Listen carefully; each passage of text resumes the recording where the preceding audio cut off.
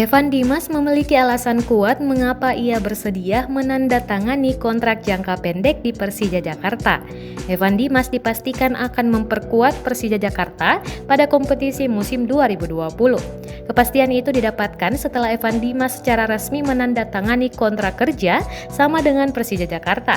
Penandatanganan kontrak dilakukan Evan Dimas di kantor Persija Jakarta Sabtu 11 Januari 2020. Presiden Persija Jakarta Ferry Paulus mengatakan keputusan klub merekrut Evan Dimas karena tertarik dengan kualitas sang pemain.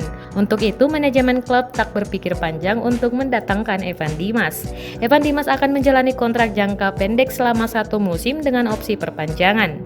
Kontrak dia selama 1 tahun dengan opsi perpanjangan selama 3 tahun. Bergabungnya Evan tentu bisa mewujudkan rencana tahun ini, yaitu merebut kembali juara, ujar Ferry.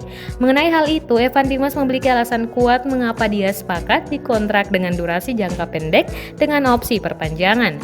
Kita juga harus melihat, kadang pemain mau juara dan suasana baru. Jangan sampai kontrak panjang tapi bosan, kata Evan Dimas. Lebih baik kontrak setahun tapi ada opsi perpanjangan. Jangan sampai sudah panjang tapi bosan dan jadi tak 100%, ujarnya lagi.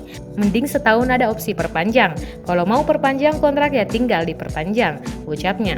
Evan diketahui sebagai pemain yang tak pernah lama memperkuat sebuah klub sejak hengkang dari Persebaya. Sebelumnya Evan Dimas memperkuat Bayangkara FC selama 2 musim sejak 2016 sampai 2017.